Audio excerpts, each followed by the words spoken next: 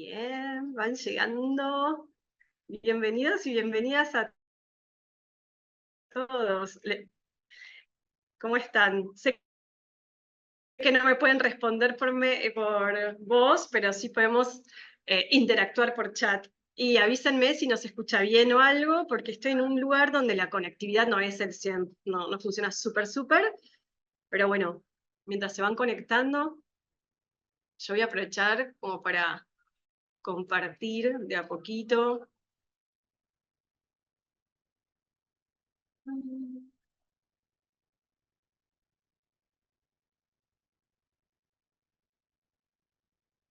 Ahí va. Ay, pero así no los puedo leer. Bueno, no importa, voy ampliando y cerrando abriendo y cerrando la presenta. Lo importante es que conectemos un poco. Bien, esta es una charla, es casi va a ser un poco una charla medio monólogo porque ustedes no van a poder hablar, pero sí los voy a ir leyendo en la medida de lo posible en el chat.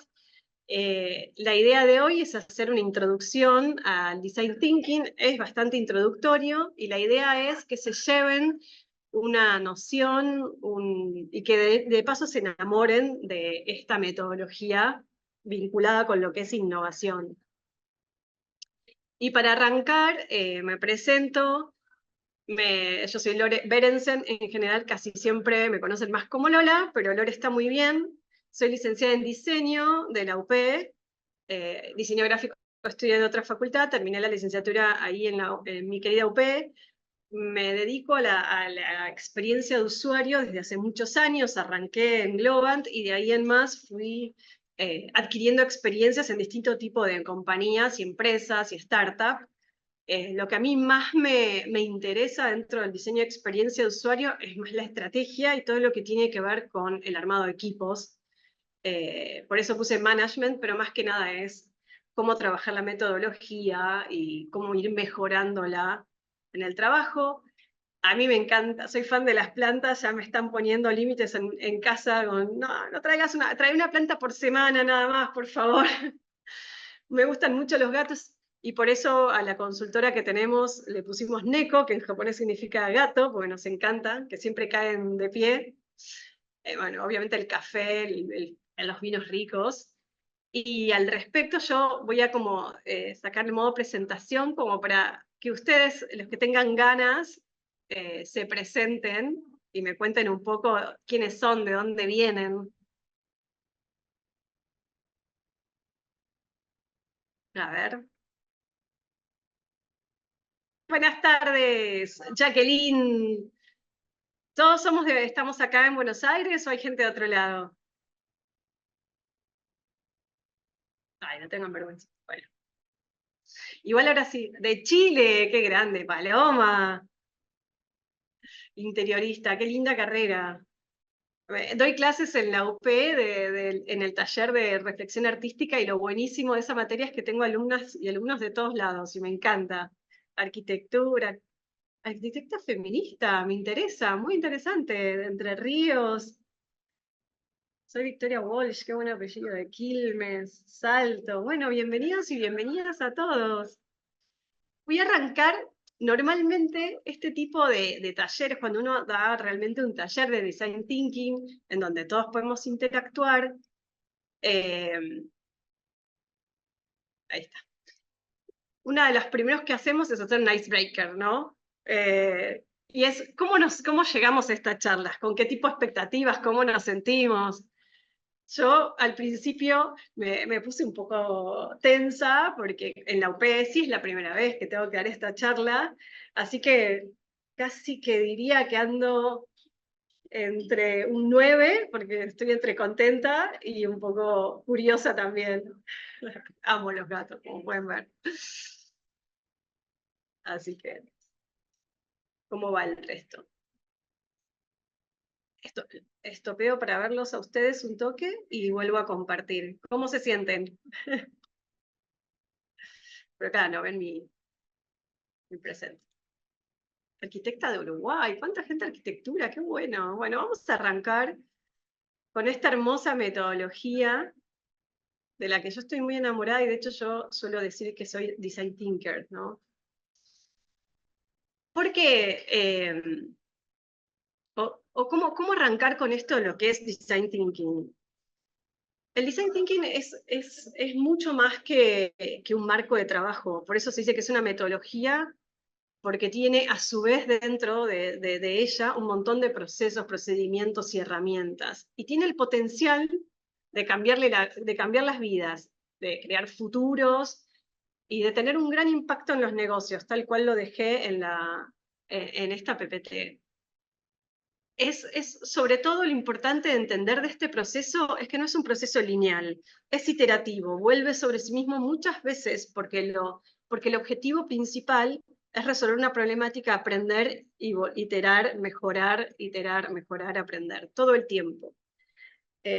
Y esto es lo fundamental, centrada en el ser humano, que a veces como diseñadores, veo que acá hay muchos que son arquitectas y arquitectos, pero a veces nosotros los diseñadores gráficos tenemos mucho la tendencia a tomar decisiones por un gusto personal, y lo que te pide el design thinking es que te corras del centro y pongas el centro al usuario y a la persona.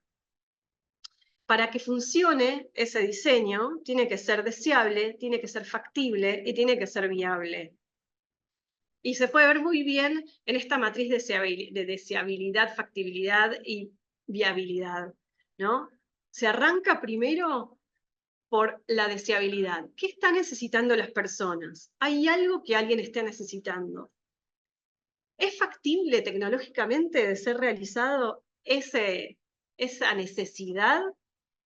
¿Es viable financieramente? ¿Es un negocio? Cuando esas tres cosas se dan, cuando es deseado, cuando es factible tecnológicamente, técnicamente, y es viable, entonces ahí aparece una idea exitosa. Por eso forma parte de este gran proceso.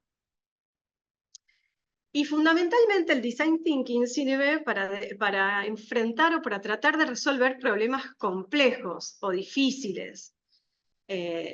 No sirve, por ejemplo, para trabajar problemas viejos, sí para los que son nuevos o para desafíos complejos, y a esto me refiero, por ejemplo, como el hambre, como la desigualdad social, como un tema muy educativo, que contiene muchísimos actores y que no va a tener una resolución final, pero sí sirve para abordarlos. Me encanta esta foto de la vaca, queda ahí atravesada. Este marco metodológico lo que hace básicamente es fomentar la creatividad. Pero es un proceso. No es que de acá salimos creativos y entonces innovamos. Es un largo proceso que tiene determinadas fases que, recuerden, aunque yo la van a ver dibujadas de una manera lineal a lo largo de toda esta charla, es todo el tiempo iterativa. Necesita equipos multidisciplinarios. ¿Por qué?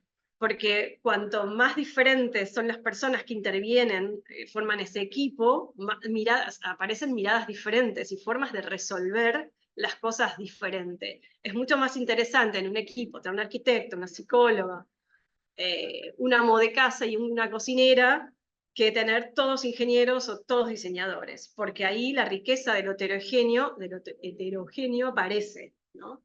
Entonces, como decía, que no es un proceso, voy a hinchar mucho con esto, que no es un proceso lineal, aunque solemos pensar más o menos linealmente.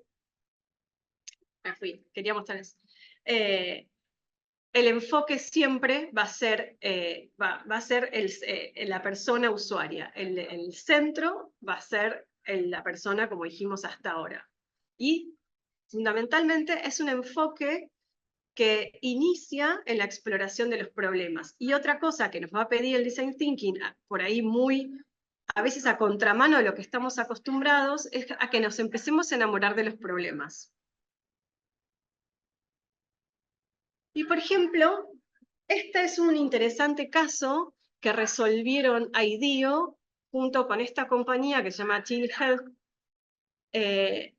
La fundadora de esta compañía detectó que en general a las mujeres, cuando tenemos que ir a hacernos el Papa Nicolau, que muchos sabemos lo que es, pero lo hacemos generalmente una vez al año y es muy importante que lo hagamos, muchas veces resulta un estudio bastante incómodo, siempre hay que acercarse a un centro médico, un hospital, una clínica. Los que tenemos la suerte además de poder hacerlo, porque hay gente que no tiene acceso, a veces es inaccesible, a veces es doloroso, y es justo el cáncer de cuello de útero, uno de los cánceres que se pueden prevenir casi 100% con los estudios. Tiene una tasa casi del 100% de prevención. Entonces ella lo que quería era diseñar algún tipo de objeto que pudiera recoger la muestra desde la casa y que a su vez tuviera asociada una plataforma donde se le pudiera incorporar o se pudiera hacer una especie de teleconsulta. Entonces, ¿qué hizo ella? Se contactó con IDEO y juntos empezaron a trabajar sobre cómo podían solucionar este problema. Y apareció este objeto. Para llegar a este objeto, la gente de IDEO se tomó un poco más de 3 meses, armó prototipos en 3D. Ellos encuestaron a muchísimas mujeres, entrevistaron de profundidad a otro tanto. Tuvieron que pensar una idea que piensen en todos los desafíos que tienen esta idea. Esta pequeña varilla tiene que ser una varilla que se puede usar con una sola mano, que se puede usar seguramente se va a usar en el baño, así que hay que estar parado. El cuello del útero uno no lo puede ver, así que y no tenemos conocimientos médicos, así que de alguna manera el usuario tiene que encontrar ese cuello útero y sacar esa muestra, no se tiene que contaminar. Todo eso se tuvo en cuenta poniendo a la mujer en el centro, mujeres de distintas razas, distintas edades, de distintos estratos socioeconómicos, y se llegó a este objeto. Finalmente, el resultado, cuyo objetivo era diseñar este aplicador para redefinir esa experiencia de la prueba del Papa Nicolau, fue la construcción de esa plataforma integral de telesalud, la creación de este aplicador, la varita. Lograron que más del 80% de las mujeres que lo probaron les resultara muy cómodo y muy fácil. De los 200, el estudio recopiló la opinión y la experiencia de 220 participantes. Como ven, la persona en el centro siempre escuchándola y empatizando con estas personas. Y la mayoría dijo que entre tener que ir hasta un estudio médico o un consultorio médico, la mayoría, el 80%, elegía hacérselo por su cuenta propia. Con esto, además de eso, IDEO también trabajó con la experiencia del unboxing, es decir, cómo es sacarlo y que sea muy fácil de usar y no cometer errores desde dónde se podía colocar o no. Hacia enero del 2023, la compañía recaudó los primeros 8.8 millones de dólares de Serena Ventures para empezar a desarrollar este prototipo, y después lograron lanzar el ensayo clínico en distintas universidades como la Universidad Johns Hopkins, la de Yale y la de Colorado. Design Thinking existe en realidad desde el siglo pasado, es terrible decir el siglo pasado, pero desde el siglo pasado ya por los 60, pero IDEO, cuyo fundador es David Kelly y su CEO Steve Brown, ellos lo popularizaron, como que lo lograron lanzar al mercado de una forma un poco más masiva allá por los 90. Por eso generalmente uno tiene muy asociado Design Thinking con IDEO, sin embargo en realidad existe antes ¿de dónde? De la Universidad de Stanford, ¿no? De ahí surge todo este pensamiento, diseño de pensamiento de diseño, design thinking. Esta imagen me gusta mucho porque de alguna manera lo que hace es representar muy bien este proceso por el que se pasa a través de este design thinking. Cuando nosotros arrancamos con una problemática que descubrimos, en realidad estamos en el medio de la incertidumbre. Por eso es un rayón así. Es como, ¿dónde está? ¿Qué necesidad venimos a resolver? Bueno, las mujeres les resulta muy incómodo y hasta a veces doloroso hacerse el Papa Nicolau, y el Papa Nicolau es fundamental para prevenir el cáncer de cuello de útero, pero ¿cuáles son las soluciones posibles? ¿Qué otras problemáticas hay al lado? Bueno, al principio es una maraña todo, por eso se dice que la incertidumbre es alta. Y es en el momento que estamos buscando definir ese problema, buscando las necesidades que tienen nuestros usuarios. En este caso eran mujeres de distintas edades, distintas geografías. Y a medida que vamos avanzando y lo vamos investigando, vamos entendiendo a nuestro usuario, esa se va desenmarañando hasta que la incertidumbre baja bastante. Y engancho esto porque es muy importante entender que tenemos que aprender a vivir en la Esto nos lo está pidiendo hoy la actualidad. Hoy en día, el momento que estamos viviendo en todo el mundo es de incertidumbre. Y sobre todo esa incertidumbre, creo yo que se empezó a condensar a partir de la pandemia de COVID-2020. Del 2020 a esta parte, el cambio es mucho más dinámico, es intenso, viene de a ráfagas. Todo lo que conocíamos antes cambió y cada vez cambia mucho más rápido.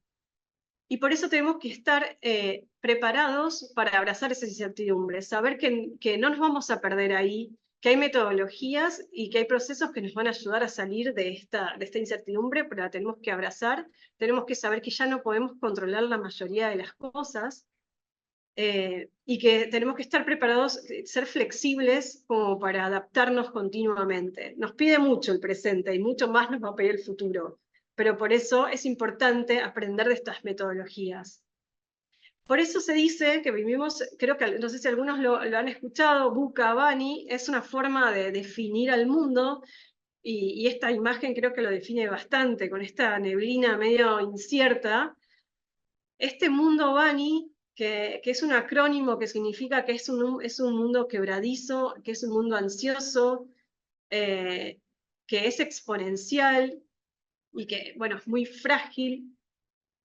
Este mundo nos pide todo el tiempo que abracemos esta incertidumbre, que entendamos que no solo no podemos controlar las cosas, sino que aquellos puntos de referencia con los que veníamos antes, ya no contamos con esos puntos de referencia que teníamos antes. Estamos acá, ahora. Y exponencial es que es exponencial. Es tan exponencial a veces, son tan exponenciales los cambios, como por ejemplo el modo en que está creciendo hoy la inteligencia artificial y hacia dónde va, que ni siquiera a veces en nuestra mente humana lo podemos percibir. Y volviendo a este maraña, como arrancamos, le agregué estas pequeñas interjecciones, ¿no? Arrancamos en esa incertidumbre alta y aunque nos enojemos y protestemos y digamos, Sax, esto es pesta, vamos a llegar a un momento que vamos a decir, ajá, encontré un insight, este es el camino por el que tenemos que ir.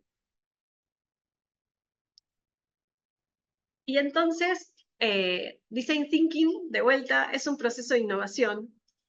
Es un proceso de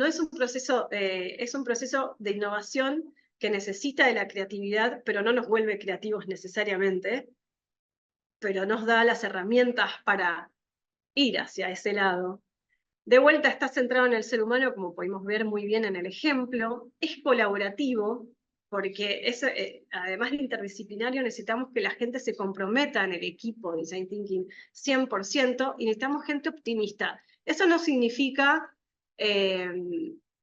no cuestionar, al contrario, nos pide cuestionar, pero no nos sirven en este tipo de equipos personas que digan, no, esto no va a funcionar. Nada que ver, esto es muy caro, no se puede hacer. Necesitamos gente optimista que así vamos para adelante. Es experimental porque sobre todo va a trabajar con problemas nuevos y porque como todo proceso de innovación y de experimentación, está preparado y nos tenemos que preparar para fallar, para equivocarnos, porque sabemos que la equivocación es donde está, donde más aprendemos. Lo que pasa, siempre me quedo pensando en eso, es que educativamente, por lo menos y hablando por ahí de la burbuja Buenos Aires, Argentina, nos enseñan mucho a lo largo de nuestra educación a que nos dé vergüenza equivocarnos, a que nos dé vergüenza preguntar, a que está mal visto equivocarse, pero si no nos equivocamos en realidad no aprendemos, y lo interesante de Design Thinking es que nos da como la base, nos da la contención y nos da un proceso para saber que nos podemos equivocar y que vamos a aprender más de la equivocación sobre todo. Lo importante Es como dicen muchos emprendedores, equivocarse rápido, equivocarse barato y aprender. Y es exploratorio, porque todo el tiempo vamos a tener que estar tratando de descubrir problemáticas y sus posibles soluciones, que no las conocemos, porque la verdad, ¿quién conocía esta pequeña varilla que puede tomar una muestra de nuestro cuello uterino?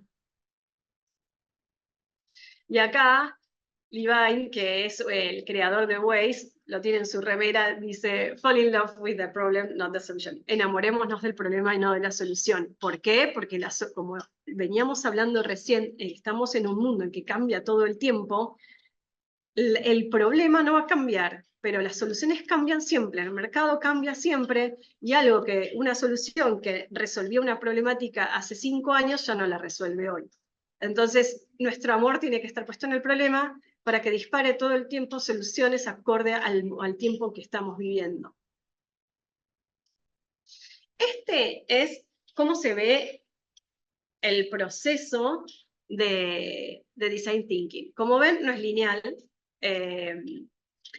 Es un proceso que tiene 5 etapas y como hablábamos antes, es de la Universidad de Stanford, ¿no? Esto del área de diseño, de donde salen el fundador de IDEO.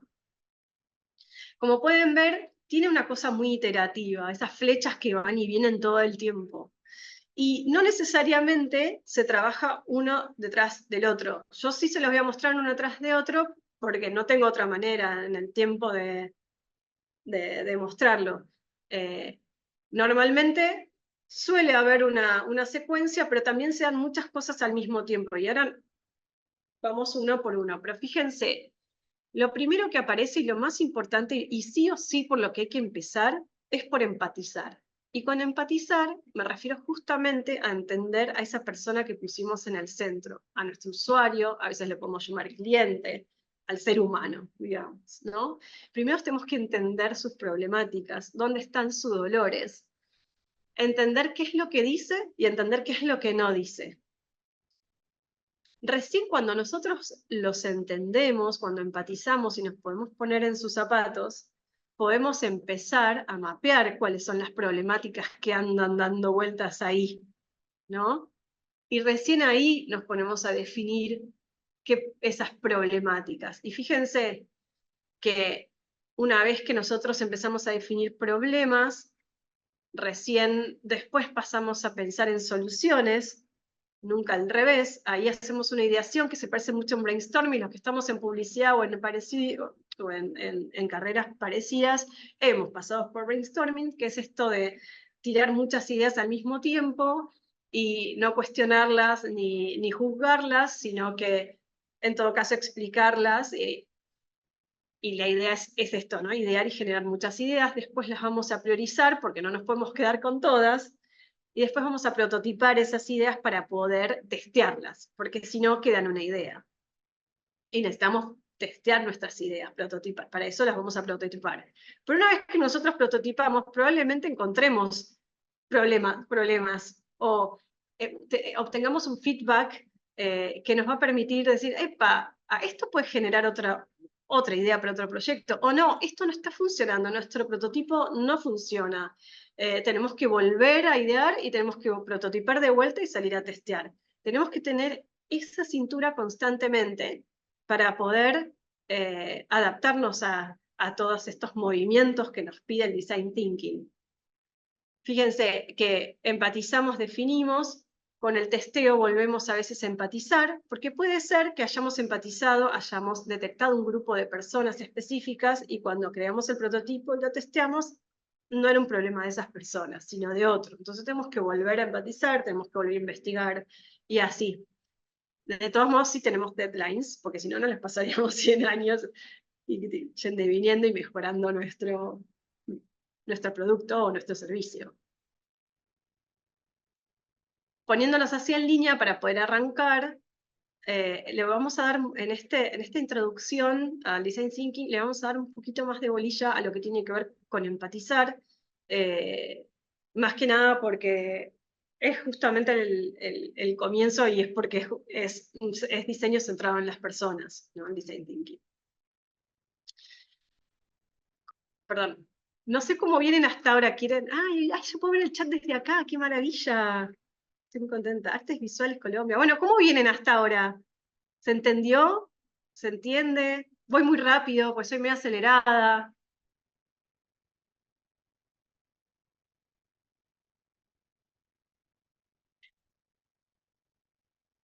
Viene perfecto. Bueno, cualquier cosa me van diciendo. Ya, mi pantalla está un poquito loca. Y ahí va. Entonces, para empatizar, vamos a ver que tenemos una serie de herramientas y artefactos que nos sirven para conocer mejor a nuestros usuarios. Yo, como soy diseñadora de experiencia de usuario, siempre hablo de usuarios. Por ahí el que es más especialista en otras áreas va a decir en los clientes o en los customers. No, a veces no son los mismos. Pero entonces, ¿cómo conocemos y empatizamos con nuestros usuarios? Eh, Más en principio, empatizando. ¿Eso qué significa? Eh, Entender cuál es su mundo, mirar el mundo en el que está esa persona con la que estamos interactuando, entender qué es lo que siente, escuchar qué es lo que dice activamente, apreciarlo como humano, ponernos en sus zapatos, comunicarnos y entender si nos estamos entendiendo o no. Eh, Hay muchísima información que, como van a ver, saqué muchísimos de estos gráficos en Interaction Design Foundation. Es una web que se las súper recomiendo, tiene muchísimos cursos y muchísima información muy buena. Pero volviendo a esto, el objetivo fundamental de empatizar con personas reales es dejar de lado las suposiciones, nuestros sesgos, porque yo que tengo bastante experiencia dando clases, sobre todo en otras universidades, pero sobre diseño e interacción, a los chicos muchas veces les pasa lo mismo. Cuando empiezan a pensar en soluciones, dicen, bueno, los chicos jóvenes, pues son todos jovencitos, entonces todos los usuarios son jóvenes como ellos, y todos están, cuando crean sus personas y estudian, a las personas son todas de su misma edad, son todos licenciados, están en una universidad privada, todos viven por donde viven ellos, y eso es una burbuja, eso no es conocer, es no salir de la propia caja, que es normal que pase. Es un sesgo al que es un sesgo normal que nos ocurre a todos y todas. El tema es que justamente en Design Thinking tenemos que lograr romper o correr esos sesgos a través de esta empatizar con el otro. Y por eso podemos usar artefactos y herramientas que nos van a acercar un poco más a ese usuario. Y para eso, no sé si conocen este caso, es bastante conocido por ahí. Pueden entrar a IDEO cuando quieran, a la página de estos señores increíbles, y no solo se van a maravillar con las instalaciones que tienen, sino que ellos tienen muchos casos mapeados de éxito que han llevado adelante. Esta es un poco la historia de este Doug Dietz, no lo sé pronunciar bien, de General Electric Healthcare, digamos, es la parte él es un ingeniero que se dedica a desarrollar los tomógrafos, ¿no? Que son estos aparatos enormes, que son maravillosos, que tienen una tecnología genial, pero una vez él estando en una clínica, habiendo instalado los últimos tomógrafos que él había diseñado para General Electric, se dio cuenta, estaba ahí y cerca pasó un nenito que tenía que hacerse una tomografía súper agarradito de las manos de los papás, muerto de miedo, porque es un aparato muy grande, es ruidoso, hay que estar quieto durante el estudio. Y generalmente a los niños se les suele sedar un poco para que no se muevan durante el estudio. Todo el espacio y el ambiente en donde están es muy frío, el piso es frío, y el chico lloraba muy angustiado y no quería hacerse el estudio. Y ahí se dio cuenta que no alcanzaba solamente con lo grandioso de su tecnología, sino que tenía que mejorar la propuesta, y así es que él va justamente, no va a IDEO en realidad, él va a la Universidad de Stanford, donde también trabajan con Design Thinking, estudia cómo es esto de empatizar con el otro, no es que lo tenga que estudiar, sino que estudia todas las metodologías de empatizar, y Y para eso lo que él hace no es solamente quedarse, bueno, vi esto y ya ahora diseñó esto enseguida. Él para eso primero consultó, se metió en guarderías, se metió en primarias, durante mucho tiempo, empatizó con niños, consultó con médicos especialistas en niños, con psicólogos especialistas en niños, con artistas, y después de mucho tiempo desarrollaron este proyecto, que fue darle como otra, es simplemente cambiarle la cara, no hay no necesariamente una gran inversión, pero transformaron estos horribles y fríos espacios en espacios de juego. Lo primero que crearon fueron un barco pirata, a ver si lo tengo por acá. Bueno, de esto salió él, ¿no? Y a esto llegó. Este fue el primer prototipo que crearon juntos, él con un equipo, que era simplemente esto, era una historia de un pirata. Y este cambio de cambiar todo el ambiente, las paredes, el techo donde miran, que quizás poner un sonido, una música diferente, iluminarlo diferente, un piso diferente, cambió muchísimo la experiencia de los niños a la hora de hacerse este estudio. Y yendo a la parte más fría, el hecho de que los chicos se sintieran más seguros, de que no se movieran, que no necesitaran tantas sedas, que no necesitaran ser sedados, logró que pudieran tener muchos más pacientes por día, porque el sedarlos hasta que esto sucede y después despertarlos generaba que cada paciente necesitara todavía más tiempo. Entonces ahora se podía escanear muchísimos más pacientes por día y la satisfacción, digamos, la encuesta de satisfacción aumentó en un 90%. Y lo que más le copó a este Jack es que, viendo cómo había instalado todo, mucho tiempo después, que él seguía recorriendo un poco, una nena que salía de hacerse esta tomografía del barco pirata, le dijo a la mamá, ¿cuándo volvemos? Y eso es porque no solo trabajaron con mejorar esa interfase, sino que también crearon como no argumentos, quiero decir guiones, ¿no? Entonces la gente ya sabía cómo, el técnico que iba a hacer el estudio ya sabía cómo recibir al niño y qué decirle. Y eso impactó en un montón de mejoras en respecto a la salud en los niños. Fíjense que cómo empatizar es clave a la hora de poder entender un problema y pensar en soluciones, y que los sesgos personales tienen que quedar totalmente de lado. Lo que a mí me gusta, a Lola, lo que a mí me gusta, si a mí me gusta la tipografía helvética chiquitita en un fondo blanco y quiero llegar a una persona con poca visión, entonces en algo estoy fallando, estoy poniendo una estética por encima de la persona, ¿no? De la accesibilidad y la inclusión, que creo que son fundamentales en un mundo como en el que estamos sobre todo viviendo ahora. No sé si conocían este caso, pero bueno. Esta es una frasecita bonita, así que es una mentalidad creativa, puede ser una fuerza poderosa para mirar más allá del status quo. Pues design thinking nos pide todo el tiempo pensar fuera de la caja, ¿no? De romper con ese status quo. Y ahora vienen algunas de estas herramientas que vamos a necesitar. Okay. A ver. Van bien, bueno, muy bien. Ahora, para empatizar hay que investigar. Y hay que investigar. Y hay que investigar mucho. Eso es cierto. A mí personalmente es una de las fases que más me gustan, pero a los otros, hay muchas especialidades dentro de diseño de experiencia de usuario o diseño centrado en el humano, en las personas, y hay gente que le gusta mucho más ir al diseño y otros que van más a la parte interactiva. A mí me gusta muchísimo la investigación. Y para eso contamos con investigación cualitativa y cuantitativa, que muchos lo conocerán. Pero está bueno siempre repasar esto, ¿no? Y dice Jack Dorsey, si quieres crear un producto que sea relevante para las personas, tenés que ponerte en su lugar. Punto. Dentro de la investigación cuantitativa, ya la palabra lo dice, tiene más que ver con los números. Son los datos más objetivos, los que no se van no tiene mucho cuestionamiento.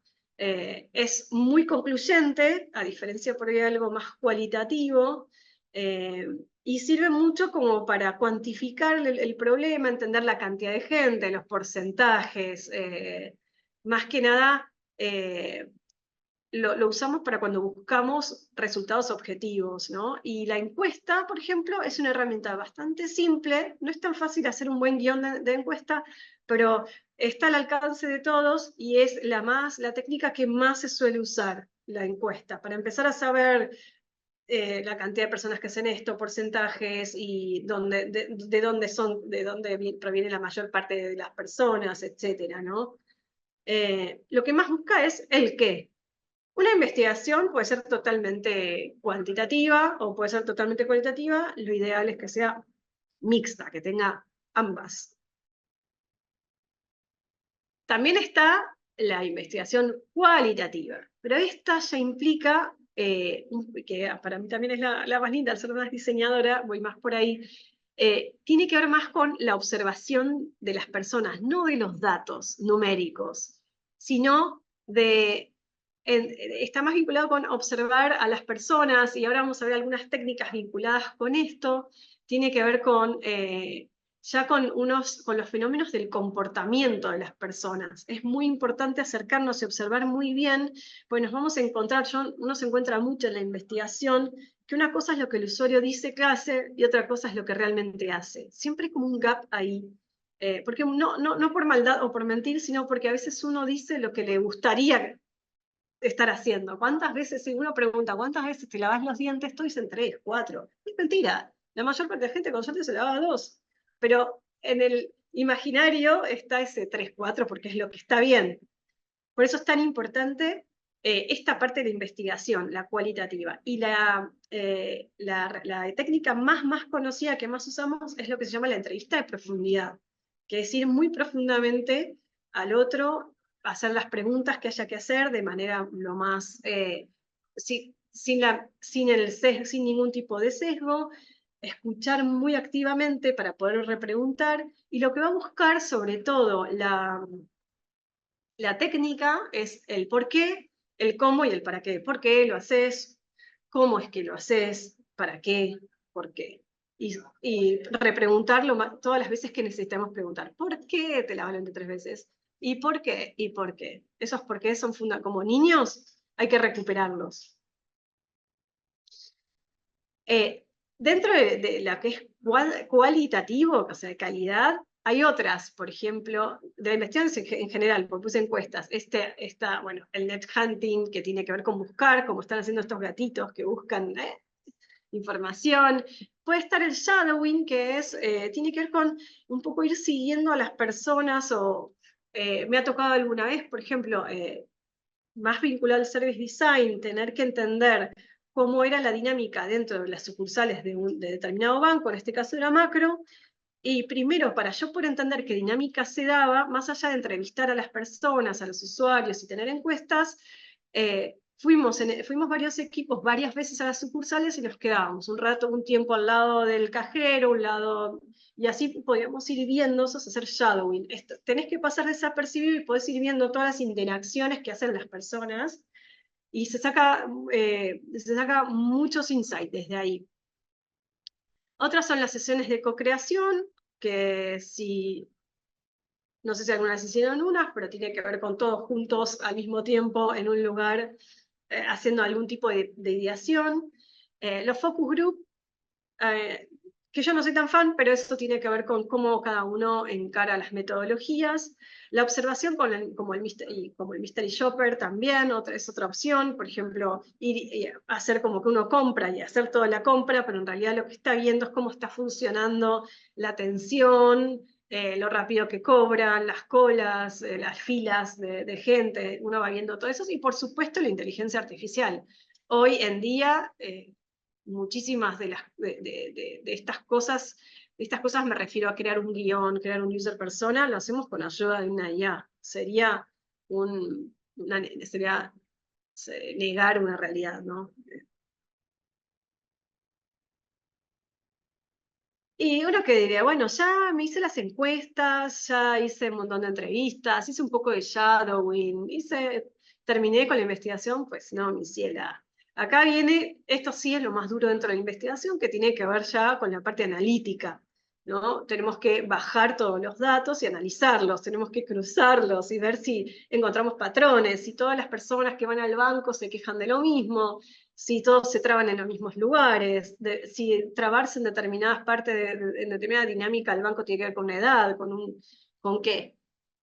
Vamos a descartar todo lo que nos sirve, vamos a, a encontrar estos patrones y vamos a validar y refutar ideas, hipótesis que teníamos previamente. Lo ideal siempre es partir con hipótesis. Si yo estoy creando, y esto dando otro tipo de ejemplos, por ejemplo, si yo estoy creando una billetera virtual, me refiero, ¿no? Para ayudar a la gente a ahorrar y a que se anime a invertir, es un caso típico, ¿no? Por ahí, y nos ha pasado, que haya venido un cliente y que haya querido, que vive en Nueva York, pero que es de Venezuela y que quiere trabajar la inclusión financiera, ver cómo trabajar el miedo a la inversión de la gente en Latinoamérica, que somos muy poco, parece que no nos lanzamos mucho al tema de inversiones. Y por ahí una de las primeras hipótesis muy a alto nivel era, entre varias, era las personas que quieren ahorrar, ahorran en dólares. Claro, esto es en Argentina. Cuando empezamos a hacer entrevistas y encuestas a gente de Chile, de Uruguay, de Colombia, no les pasa porque tienen una moneda mucho más fuerte y no está en su mapa mental tener que estar todo el tiempo cambiando a dólares. Y bueno, ahí se refutó una hipótesis.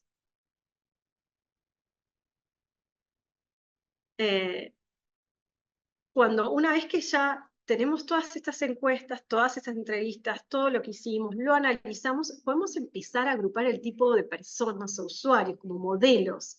Eso siempre pasa. Te empezás a decir, y acá está las mujeres de tal, no sé, no, en este momento no se me ocurren distintos, pero ya se imaginan que uno, según la problemática que está abordando, empiezan a aparecer grupos de personas que van teniendo en común características y además el tipo de problema. Entonces, es importante en este empatizar, ¿vieron lo largo que es empatizar? Lleva mucho tiempo, es bastante, es casi del proceso más largo. Es lo que llamamos research nosotros, y a veces dura hasta un mes entero, puede llegar 3 meses, depende de la envergadura del proyecto y de la problemática. Una vez que nosotros detectamos estos grupos de personas que tienen similitudes entre sí, podemos usar, por ejemplo, este artefacto o esta herramienta que se llama Empathy Map, mapa de empatía. ¿Por qué se llama así? Porque nos va a servir para acercarnos un poco más al usuario, a ponernos en sus zapatos, a entender qué necesidades tiene y nos va a ayudar a desarrollar una comprensión un poco más profunda con este usuario. En el Empathy Map lo que más hacemos es focalizarnos. Si, por ejemplo, nosotros estamos trabajando con esta solución del Papa Nicolau, por ejemplo, o con el que acabamos de ver del resonador para niños, empezamos a decir, ¿qué dice nuestro usuario niño que tiene determinada edad, que viene de determinado tipo de familia? Lo fuimos agrupando? ¿Qué dice sobre esto? ¿Qué piensa? ¿Cuáles son sus pensamientos? Si tengo miedo, ¿qué me va a pasar? ¿Qué es este ruido? ¿Qué siente? ¿Qué piensa? ¿Y qué hace? Todo eso lo vamos a mapear. A ver si tengo justo uno. Bueno, acá lo tengo como más el mismo, es más feucho, pero creo que es más claro. Vamos a ir mapeando y llenándolo. Nosotros lo llamamos de muchos post-its, así, post-it o como se llamarían, sticky notes, notitas. Cuanto más lleno, mejor. Y esto todas estas herramientas que les cuento son co-creativas, las hacemos entre varios diseñadores, puede haber gente de tecnología, de negocios. Como decía, cuanto más heterogéneo es mucho mejor. Y vamos a mapear todo eso. ¿Qué le está preocupando? ¿Qué dicen sus amigos, su jefe, cuando escucha sobre ese tema? Podríamos mapear a los padres también, porque son quienes llevan a los hijos. Tenemos que ir detectando todo tipo de usuarios.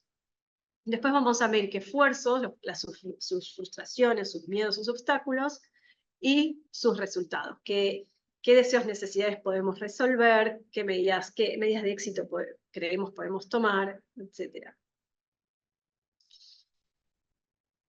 Este es otro objeto. Una vez que nosotros agrupamos a las personas, hicimos ese empathy map, hicimos varios seguramente, podemos crear lo que se llaman los user personas, también conocidos por buyer personas, pero ya les dije que como diseñador de experiencia usuario, para mí son usuarios, son personas, y dejo de lado la parte de cliente.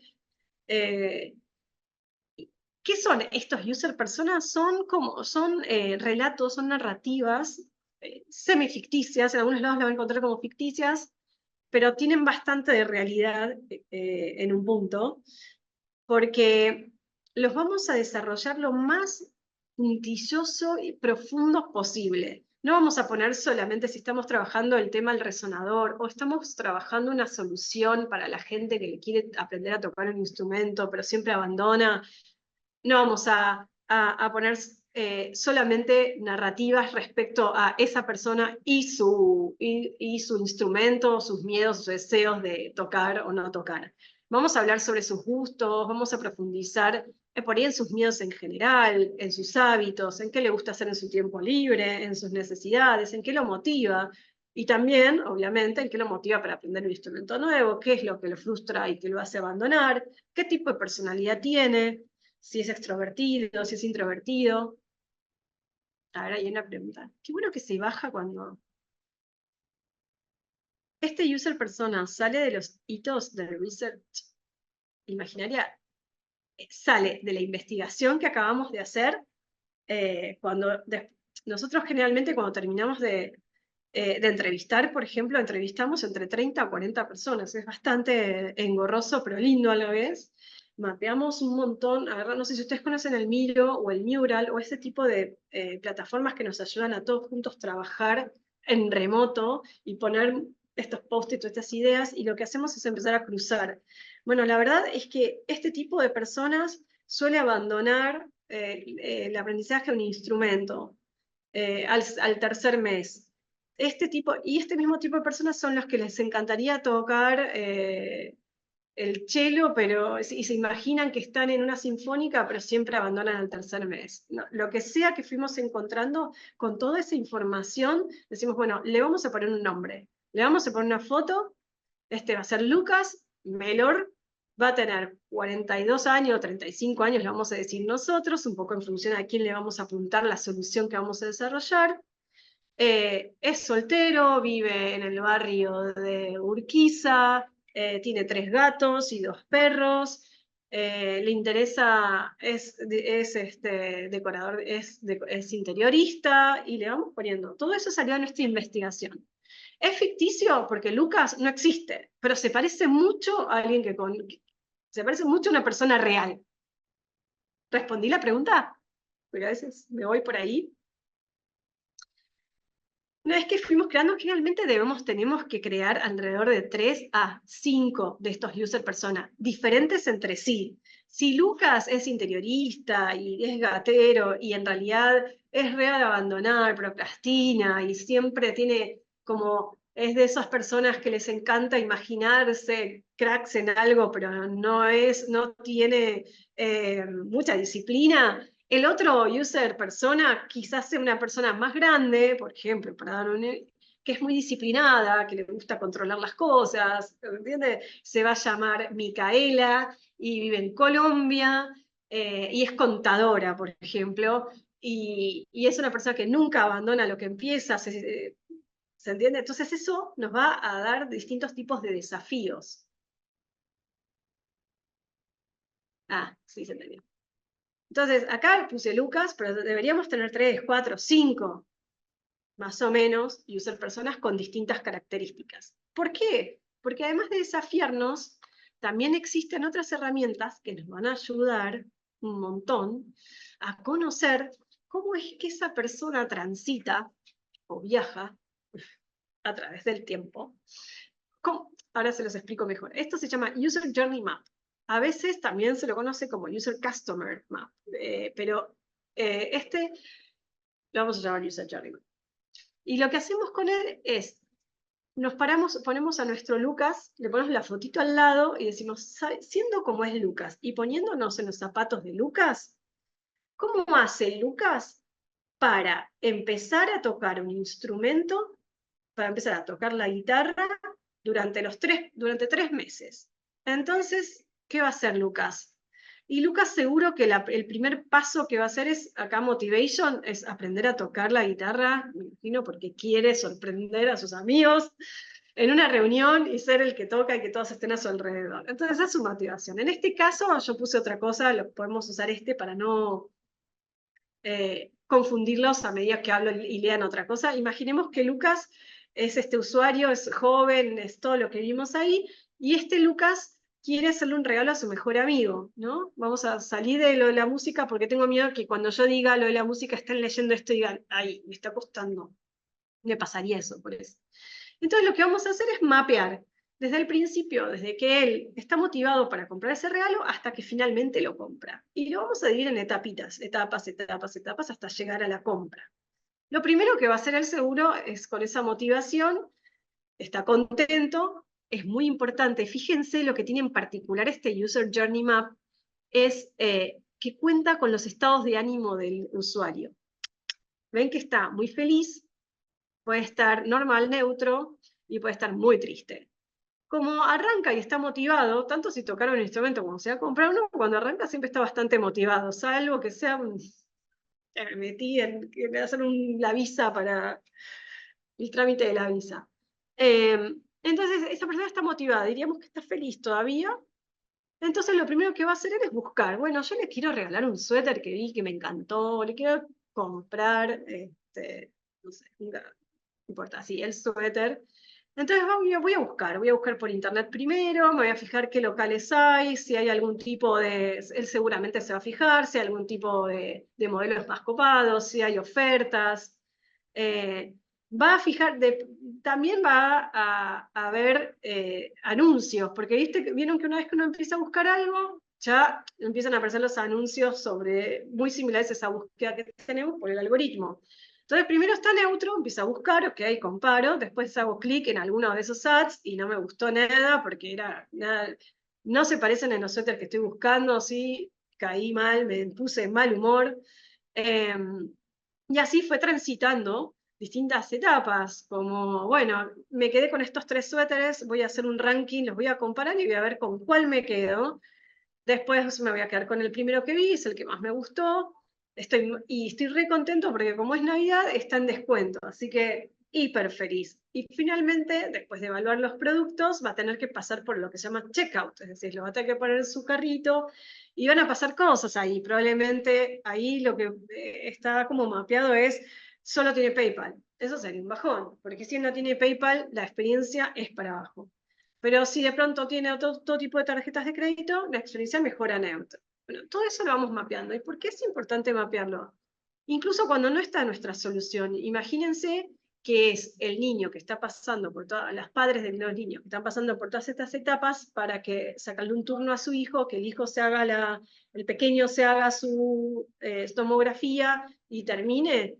En los momentos en donde está el pain, el dolor, donde el usuario está infeliz, es donde nosotros más oportunidades de mejoras tenemos. Si nosotros nos damos cuenta que los padres están angustiados porque los hijos están asustados, ¿qué podemos hacer para mejorar esa experiencia? Y ahí sale. Por eso es tan importante. Estos User Journey Maps se pueden hacer tanto cuando un producto todavía no existe y lo que hacemos es mapear cómo resuelve el usuario sin nuestro producto, sino de otra manera, o lo podemos hacer con nuestro producto, para ver con nuestra compañía, nuestro producto, nuestro servicio, cómo está funcionando en todos los puntos de interacción que puede tener con el cliente y mejorarlos. Y después viene definir. Ya tenemos nuestros usuarios, nuestras user personas, las tenemos ahí. Hicimos toda la investigación, cruzamos datos, estamos muy contentos y ahora vamos a definirnos. ¿Cómo definimos las necesidades y los problemas del usuario? Lo vamos a hacer así como un poquito más por arriba.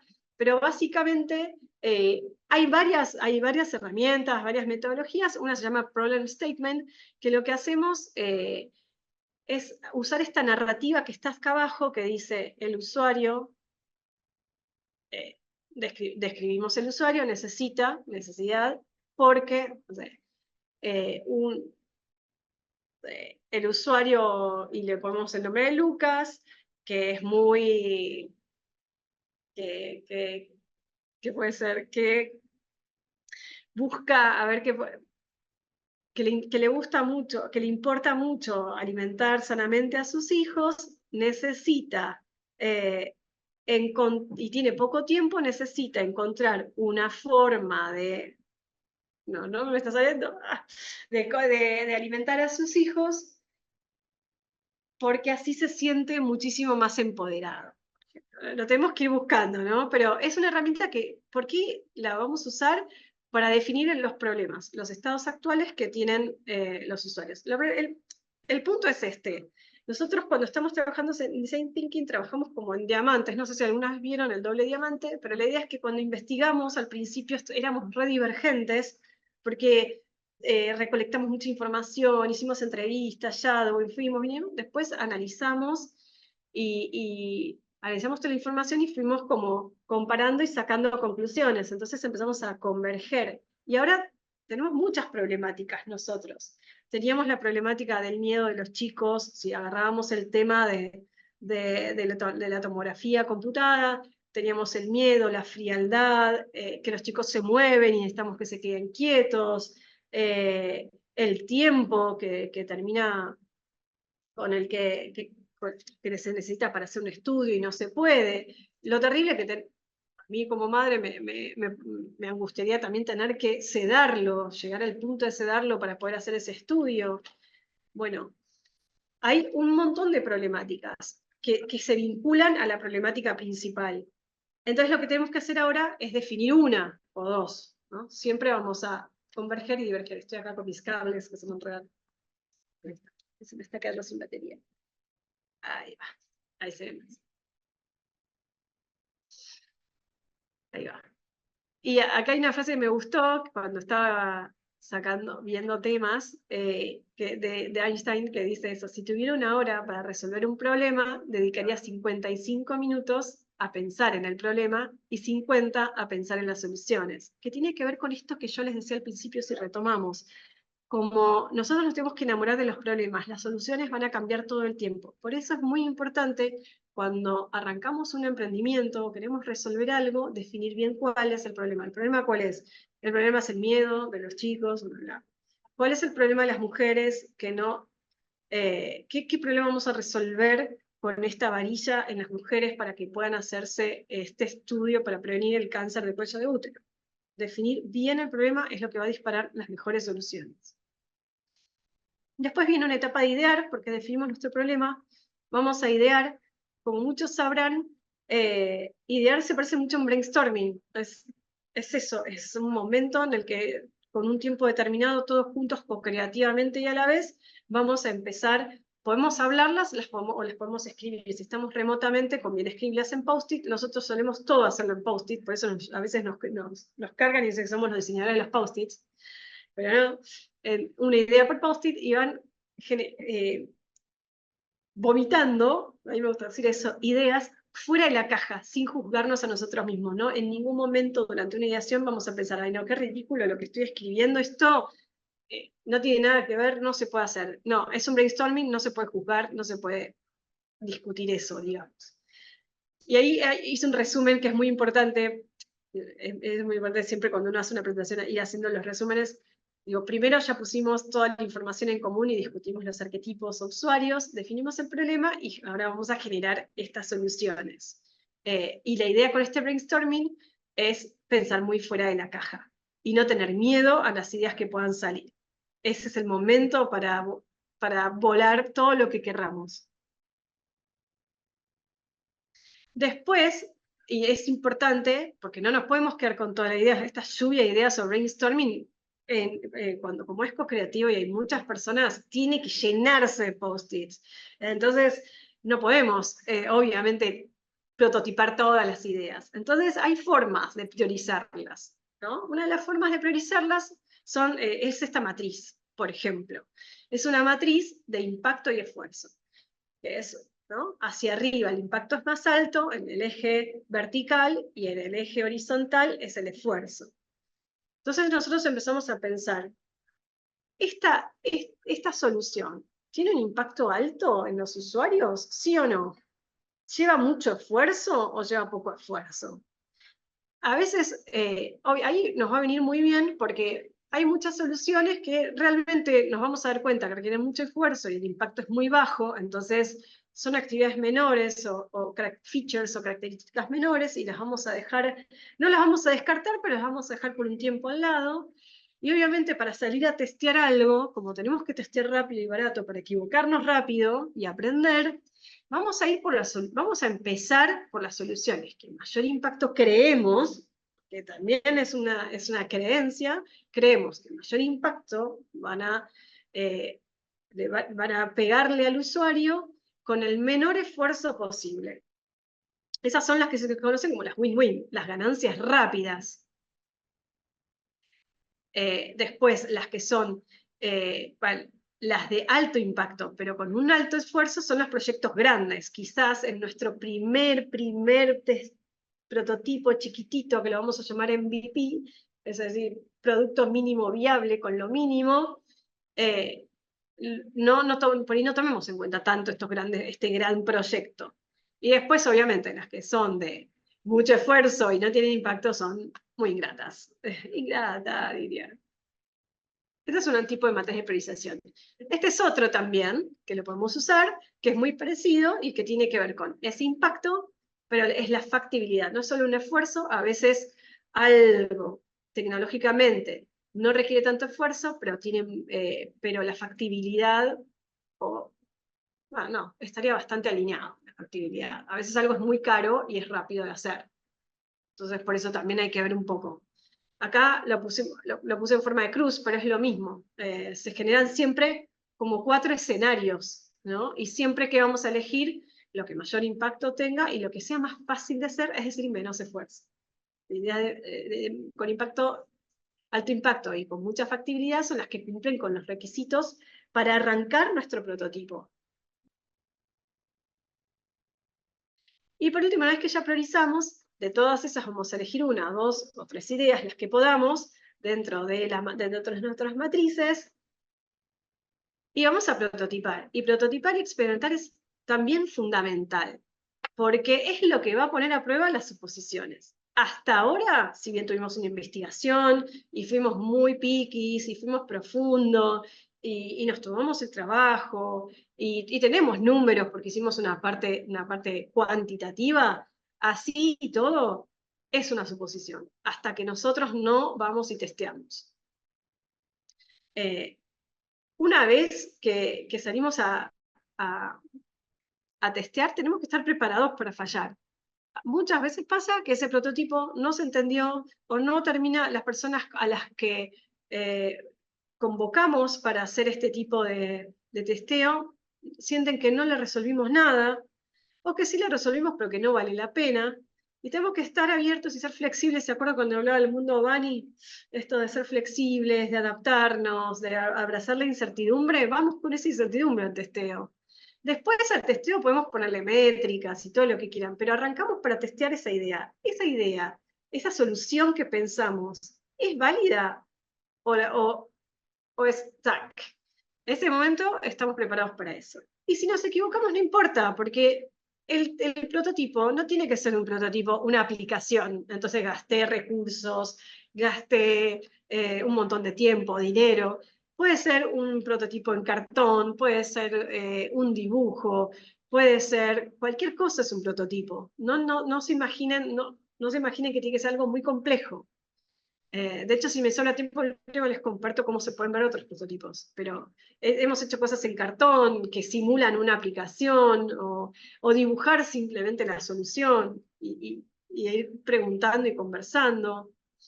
Y recuerden siempre que el objetivo principal de un prototipo es aprender.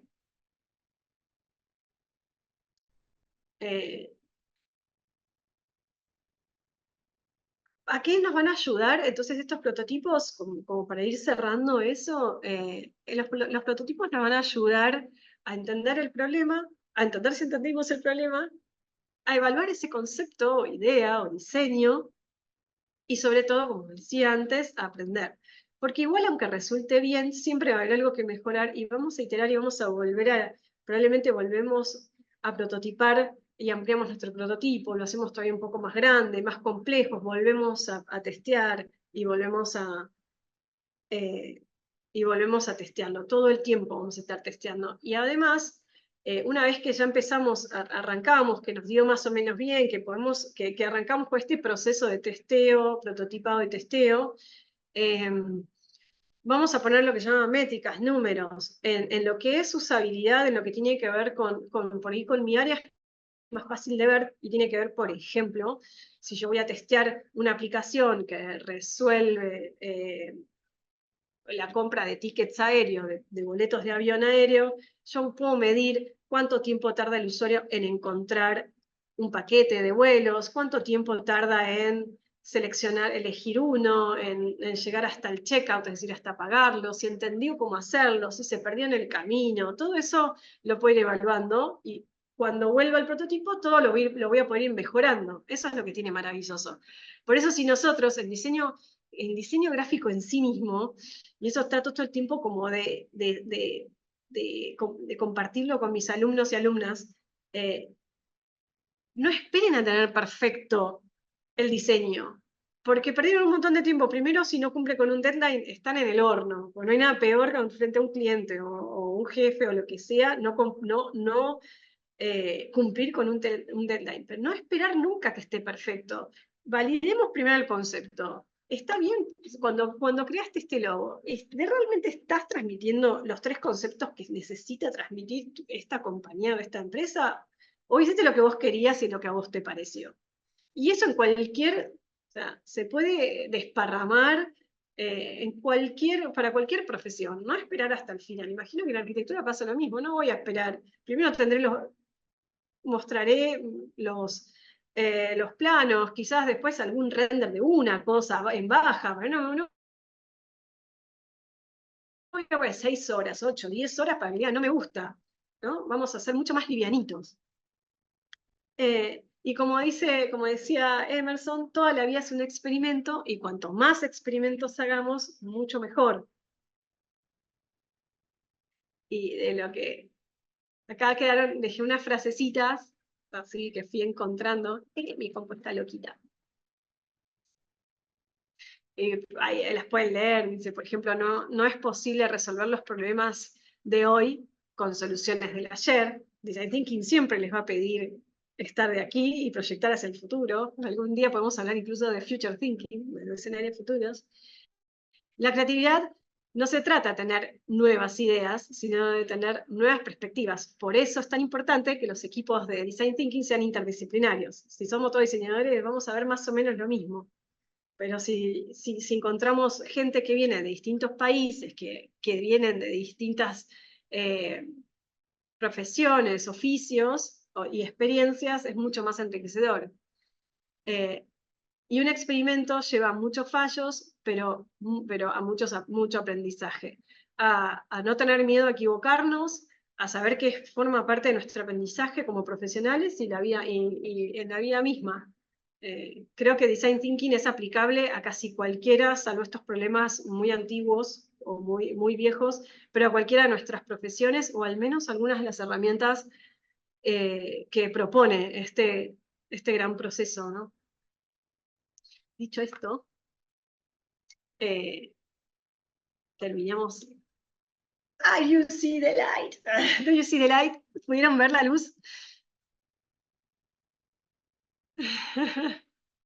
Bueno, ahí terminó mi introducción al design thinking. No sé si les queda algún tipo de... ¿Eso es una manita o no es mi manita?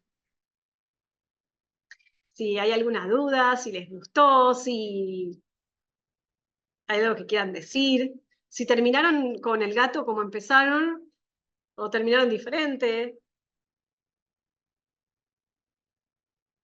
Yo los leo, ¿eh? Lástima, no pueden prender la cámara.